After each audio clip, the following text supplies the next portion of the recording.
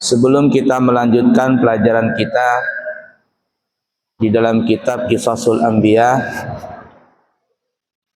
insyaallah kami Pondok Pesantren Al-Islami Nurul Anwar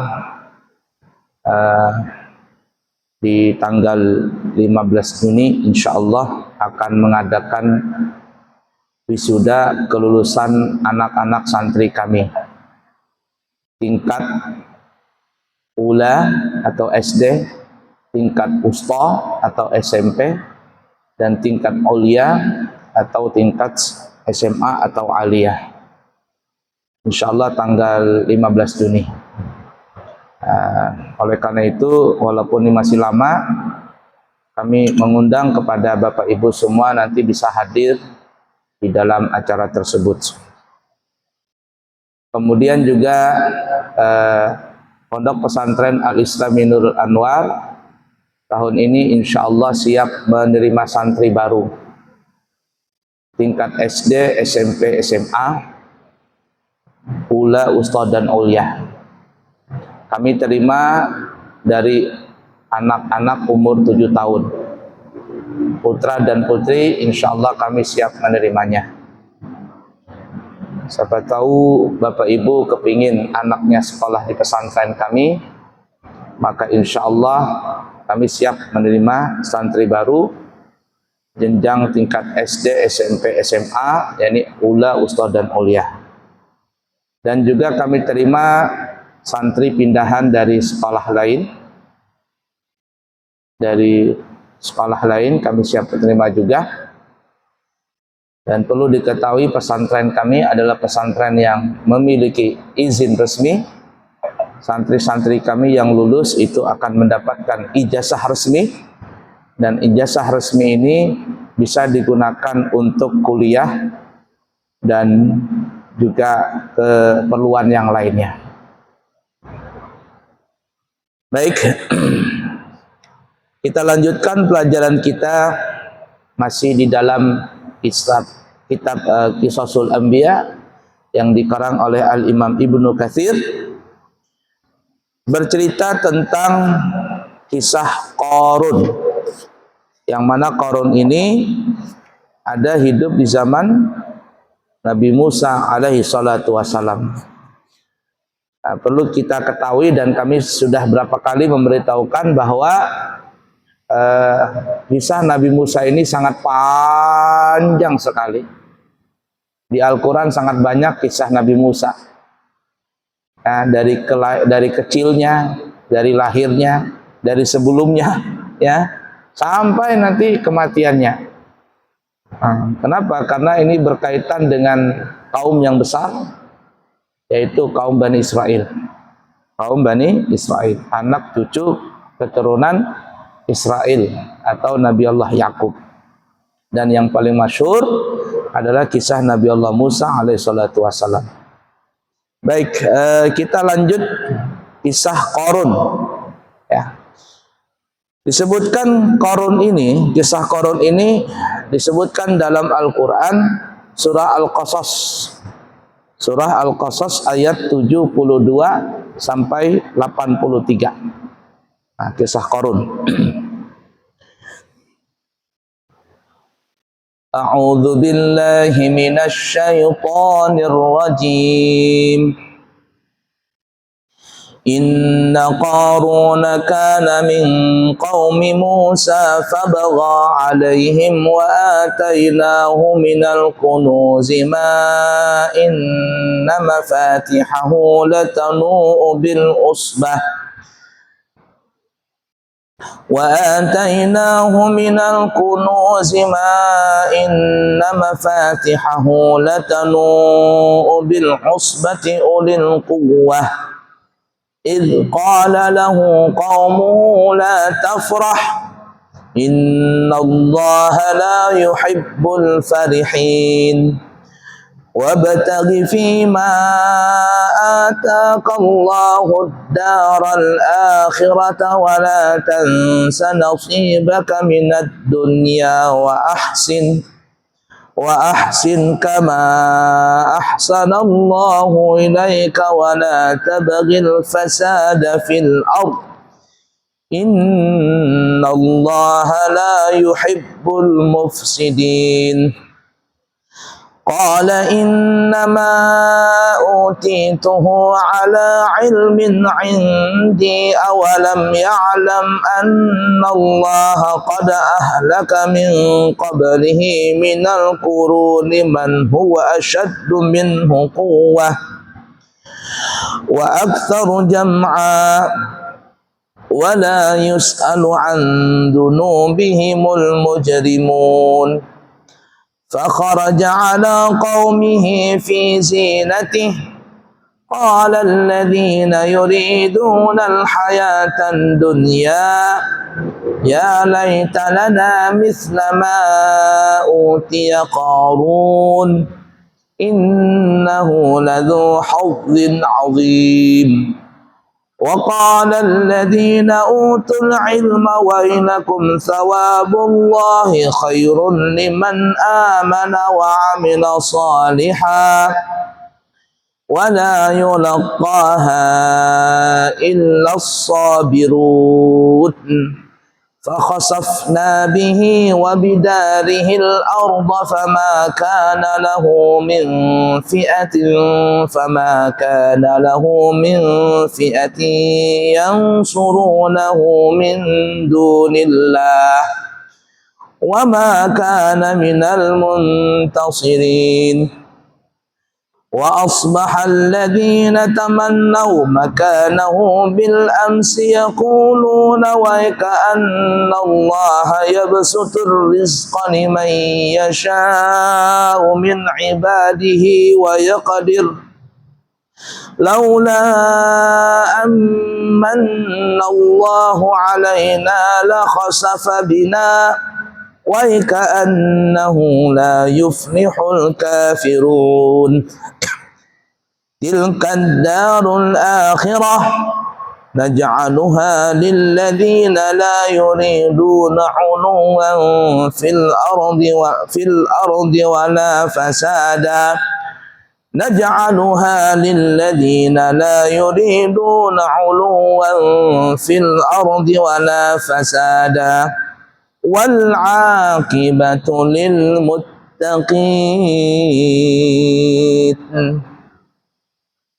Sesungguhnya Qarun adalah termasuk kaum Nabi Allah Musa. Qarun ini sebenarnya orang baik awalnya. Orang baik. Termasuk kaum Nabi Musa. Diberikan ujian dengan kemiskinan. Diberikan ujian dengan kemiskinan. Lalu dia mencoba nanti ya dalam kisah selanjutnya, dia datang kepada Nabi Musa untuk diberikan ilmu supaya bisa jadi kaya. Maka Nabi Musa pun memberikan amaliyah supaya bisa jadi kaya. Al-Kisah, konon apa saja yang dipegang oleh Qarun itu akan berubah menjadi emas. Berubah menjadi emas. Entah ilmu apa yang diberikan oleh Nabi Musa. Padahal Nabi Musa tahu ilmu tersebut. Benda apapun yang dipegang akan jadi emas. Tapi Nabi Musa nggak mau mengamalkan itu. Kenapa? Karena beliau tahu bahwa dunia itu adalah bisa menipu orang yang mendapatkannya. Nah, Qarun akhirnya jadi orang kaya karena semua apa yang dipegang jadi emas. Berapa kekayaan Qarun? Dikatakan kunci gudang penyimpanan emas Qarun itu dibawa oleh 60 ekor onta. Nah, ini dalam kisah Israiliyat ya. Jadi kuncinya, kunci gudang untuk penyimpanan emas dibawa oleh 60 ekor onta. Kira-kira berapa banyak itu gudangnya? Kita, kaya-kayanya kita paling-paling serenteng aja kunci. Ya, kunci rumah, kunci toko, kunci gudang, paling-paling serenteng. Ya Ya anggaplah cuma 50 biji. Lah ini bukan 50 biji kunci, tapi 60 ekor onta yang membawa kunci gudang penyimpanan Qarun itu. Nah, tapi akhirnya Qarun tidak melakukan perintah Allah, salah satunya tidak mau mengeluarkan zakat, dan akhirnya Qarun pun dibinasakan oleh Allah Ta'ala, masuk ke dalam bumi dan terus masuk ke dalam bumi sampai hari kiamat. Tidak ada seorang pun yang bisa mendapatkan harta Qarun itu. Jadi kalau ada orang yang mengatakan atau orang membeli tanah atau gali tanah, tiba-tiba dia mendapatkan emas, perak dan sebagainya, lalu katakan ini harta Qarun, harta Qarun. Oh tidak, itu bukan harta Qarun. Itu harta penyimpanan orang-orang dulu saja. Kalau harta Qarun yang hakiki, itu tidak ada seorang pun yang bisa mendapatkannya.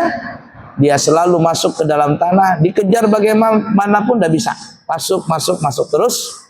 Qarunnya pun juga ditenggelamkan oleh Allah sekaligus dengan harta-hartanya. Baik. Jadi, kata Allah Ta'ala, sesungguhnya Qarun itu adalah termasuk kaum Nabi Allah Musa. Ini orang kaum Nabi Musa, Bani Israel. Maka ia berlaku aniaya terhadap mereka, dan kami telah menganugerahkan kepadanya perbendaharaan harta yang kunci-kuncinya sungguh berat, dipikul oleh sejumlah orang yang kuat-kuat. Orang-orang nih megang kuncinya, ngangkat kuncinya aja berat. Itu dalam riwayat yang lain, kisah yang lain, 60 ekor onta, bukan lagi manusia, onta yang angkat. Ingatlah ketika kaumnya berkata kepadanya, janganlah engkau terlalu bangga. Jadi nasihatin sama kaumnya, Qarun, jangan lupa kacang daripada kulitnya. Dulu engkau orang miskin. Dinasihatin, jangan sampai terlena dengan harta benda. Sesungguhnya Allah tidak menyukai orang-orang yang terlalu membanggakan diri. Nah, ya. Dan carilah pada apa yang telah dianugerahkan Allah kepadamu, yaitu kebahagiaan negeri akhirat. Dinasihatin nih sama kaumnya, Qarun, ini cuma dunia, hati-hati tertipu. Di akhirat itu lebih sempurna, lebih bahagia di negeri akhirat. Dan janganlah kamu melupakan bahagianmu dari kenikmatan duniawi, dan berbuat baiklah kepada orang lain, sebagaimana Allah telah berbuat baik kepadamu.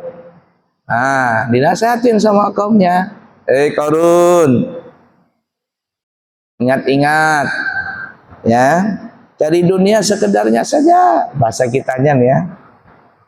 Tapi jangan juga akhirat melulu, dunia ditinggalkan. Walatan nasibaka minad dunya. Jatah di dunia ini kerjakan. Silakan jadi orang kaya, tapi ingat, di dalam kekayaan itu ada hak orang lain. Berbuat baiklah kepada orang lain. Ini keluarkan zakat, jangan lupa sedekah, ya. Sebagaimana Allah telah berbuat baik kepadamu. Bahasa kitanya jangan lupa kacang dari kulitnya. Dulu kan kau orang miskin. Dan janganlah kamu berbuat kerusakan di muka bumi. Ya, jangan berbuat zalim. Salah satunya adalah kezaliman yang dibuat oleh Qarun, tidak mau mengeluarkan zakat. Sesungguhnya Allah tidak menyukai orang-orang yang berbuat kerusakan. Kerusakan itu ada dua. Kerusakan secara zahir, ada kerusakan secara secara hissiyah atau secara ma'nawiyah. Hissiyah itu secara zahir, yakni merusak alam, menebang hutan tanpa ditanam lagi, menggali tanah, dikeruk hasil buminya, batu bara dan sebagainya tanpa ditimbun lagi. Apalagi membuang sampah sembarangan. Artinya merusak bumi lah, merusak alam. Nah itu secara hissiyah, secara kasat mata. Atau secara maknawiyah, secara makna abstrak. Artinya bisa saja negara itu, daerah itu Masya Allah makmur, teknologinya luar biasa, tapi apa? Akhlak penduduknya bobrok, suka berbuat maksiat, suka melanggar perintah Allah, meninggalkan larangan Allah. Ini termasuk merusak secara hissiyah, secara maknawiyah abstrak. Oleh karena itu Allah sebutkan dalam surah Al-An'am, zaharal fasadu fil bahri wal bahri fil barri wal bahri bima kasabas aydin nas liyudhiqahum ba'dalladzi 'amilu la'allahum yarji'un. Telah nampak kerusakan di bumi dan lautan, fil barri wal bahr. Kerusakan apa ini? Para ahli tafsir mengatakan kerusakan hissiyah dan ma'nawiyah. Yang kita katakan tadi, zahir dirusak alam ini, atau secara maknawi. Negerinya makmur, negerinya maju, teknologinya Masya Allah, bangunannya luar biasa, tapi akhlaknya hancur, akhlaknya kayak binatang. Semua itu apa kerusakan tadi? Bima kasabat aydin nas. Semua itu adalah ulah tangan manusia tadi. Kemudian apa lagi? Liyudhiqahum ba'dalladzi 'amilu. Kalau sudah seperti itu, maka Allah akan turunkan azab, akan turunkan bala. Dengan sebab apa? Dengan sebab tangan mereka. Rasain bahasa kitanya. Kata Allah bahasanya, rasakan ulah tangan kalian sendiri. La'allahum yarji'un. Tujuannya apa? Supaya kalian sadar kembali bahwa itu tidak baik, bahwa yang dikerjakan itu jelek. Jangan sampai Allah murka. Kalau sudah Allah murka, bahaya. Nah, begitu juga nih, Qarun dinasihatin sama kaumnya, jangan berbuat kerusakan. Kerusakan apa yang dibuat Qarun? Ya tadi, tidak mau mengeluarkan zakat. Qarun berkata, sesungguhnya aku hanya diberi harta ini karena ilmu yang ada padaku. Diberikan ilmu. Tidak tahu apa amalannya itu Nabi Musa. Ya, kalau tahu nanti siapa tahu di kitab ini dibuka ya, apa amalannya itu kita amalkan. Sugih itu bang dah. Tapi bahaya kalau kita sugih ini kalau tidak didasari iman. Dan sebenarnya ya para aulia Allah itu gak terpesona dengan harta. Guru-guru tuh cerita terkadang itu ujian bagi mereka. Para aulia tuh ya. Terkadang mereka ketika khalwat nih, ngelihat itu intan jalan di dalam bumi, intan. Kalau dia mengambil itu sampai di situ jadinya dia nggak bisa jadi kekasih Allah, gagal dia. Terkadang pohon-pohon ini berbicara, aku ini obatnya ini katanya. Ini pohon-pohon ini, daun-daun ini, akar-akar berbicara kepada si wali ini. Aku obat ini, aku obat itu, bla bla bla. Dia bicara nih. Kalau dia terpesona dengan itu, gagal dia, nggak bisa jadi wali.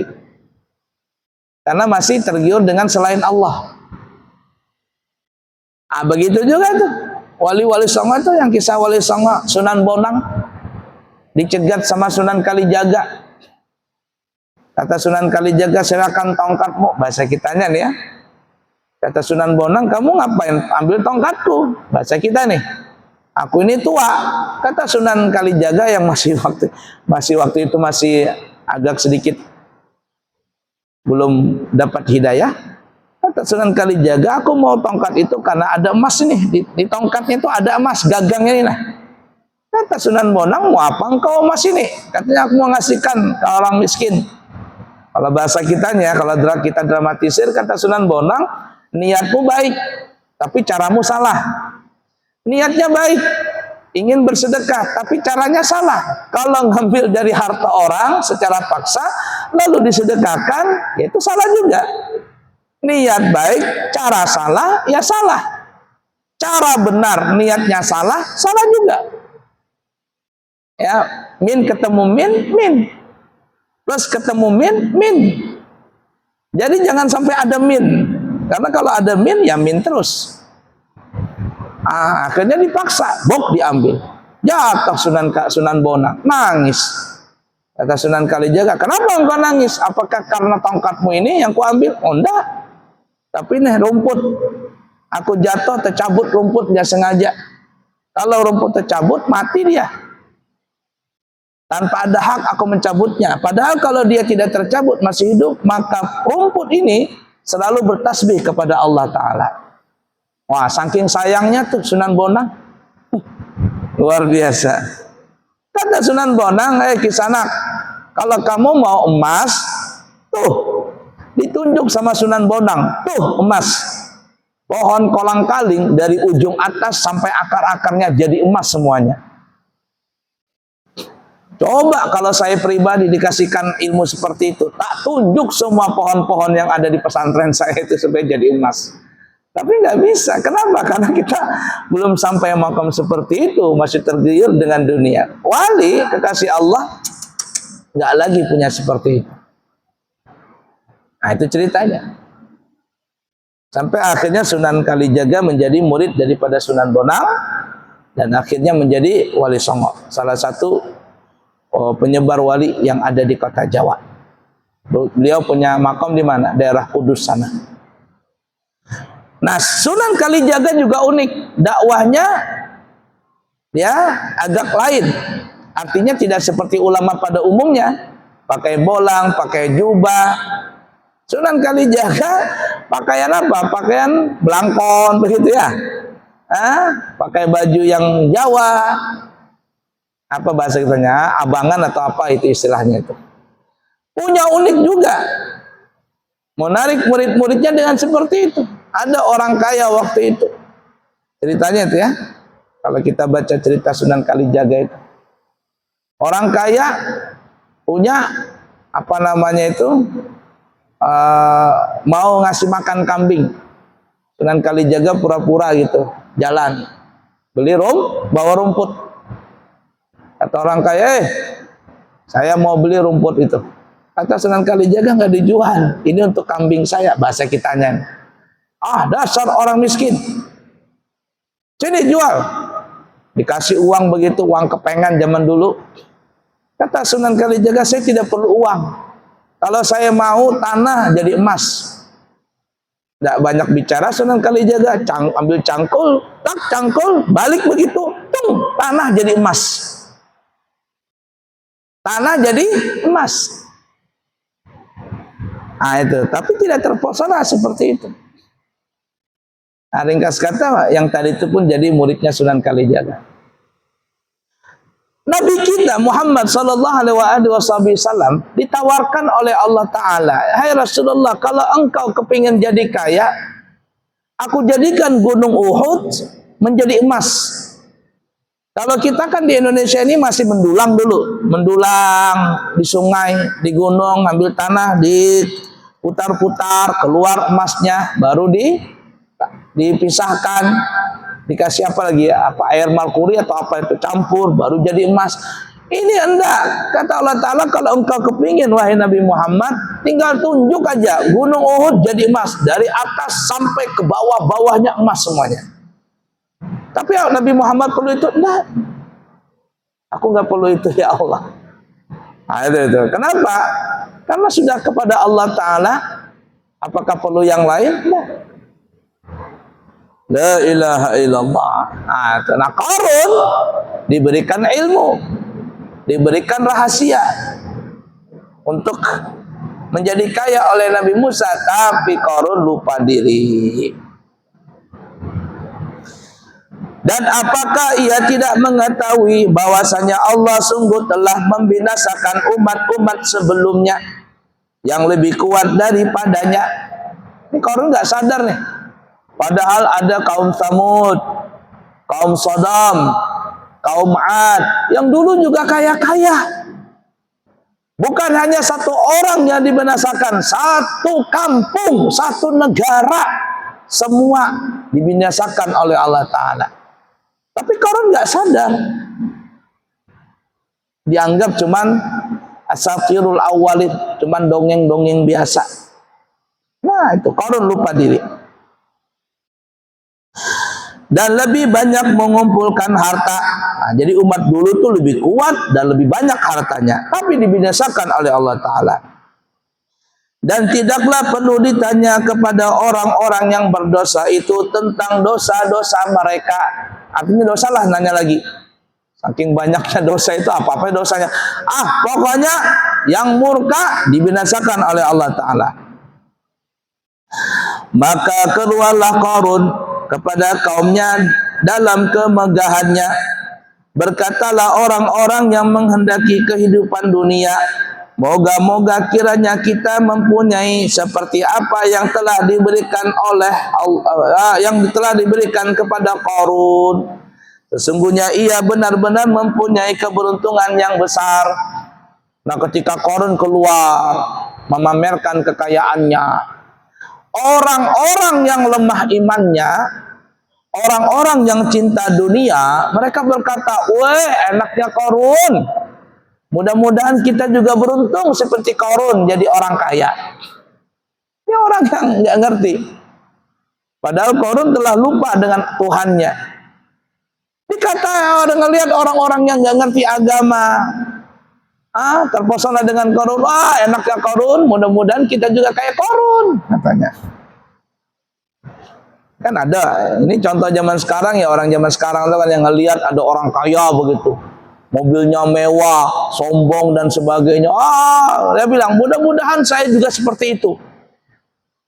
Mudah-mudahan kita kaya juga seperti dia. Padahal tuh orang nggak sholat, nggak zakat, la ilaha illallah, nurutin yang begitu. Kecil di hadapan Allah tuh hina, kecil sekali. Tapi sebaliknya, berkatalah orang-orang yang dianugerahi ilmu, orang-orang yang ngerti ilmu. Apa mereka katakan? Ya, kecelakaan yang besarlah bagimu. Pahala Allah adalah lebih baik bagi orang-orang yang beriman dan beramal soleh, dan tidak diperoleh pahala itu kecuali oleh orang-orang yang sabar. Nah, artinya sebagian orang yang mengerti dengan ilmu, paham dengan akhirat, malah nasihatin, kalian ngapain ngikutin kayak Qarun itu? Bahasa kitanya nih, nggak perlu seperti itu. Akhirat lebih bahagia, akhirat lebih sempurna. Qarun kaya tapi dia murka dengan Allah Ta'ala. Jangan seperti Qarun. Bahasa kitanya tuh gitu tuh. Lalu apa yang terjadi? Karena Qarun menjadi-jadi, kata Allah, maka kami benamkanlah Qarun beserta rumahnya ke dalam bumi. Gudang-gudangnya, rumah-rumahnya habis semuanya masuk ke dalam bumi. Maka tidak ada baginya suatu golongan pun yang menolongnya terhadap azab Allah. Dan tiadalah ia termasuk orang-orang yang dapat membela dirinya. Ketika ditenggelamkan oleh Allah, apakah ada yang nolong? Tidak ada. Dan jadilah orang-orang yang kemarin mencita-citakan kedudukan Qarun itu. Nah, ketika mereka melihat nih yang kemarin, enaknya jadi Qarun, mudah-mudahan kita juga kayak Qarun. Tapi ketika Qarun ditenggelamkan oleh Allah Ta'ala, apa mereka katakan? Aduhai, benarlah Allah melapangkan rezeki bagi siapa yang dikehendaki dari hamba-hambanya dan menyempitkannya. Kalau Allah tidak melimpahkan karunia-Nya atas kita, benar-benar Dia telah membenamkan kita pula. Kalau bahasanya, untung nggak mati juga. Ternyata lebih enak jadi orang biasa ketimbang Qarun. Qarun masuk juga ke dalam bumi. Bahaya, untung kita nggak kayak Qarun. Kalau enggak, habis juga masuk ke dalam bumi, ditenggelamkan. Aduhai, benarlah tidak beruntung orang-orang yang mengingkari nikmat Allah. Negeri akhirat itu kami jadikan untuk orang-orang yang tidak ingin menyombongkan diri dan berbuat kerusakan di muka bumi. Dan kesudahan orang yang baik itu adalah bagi orang-orang yang bertakwa.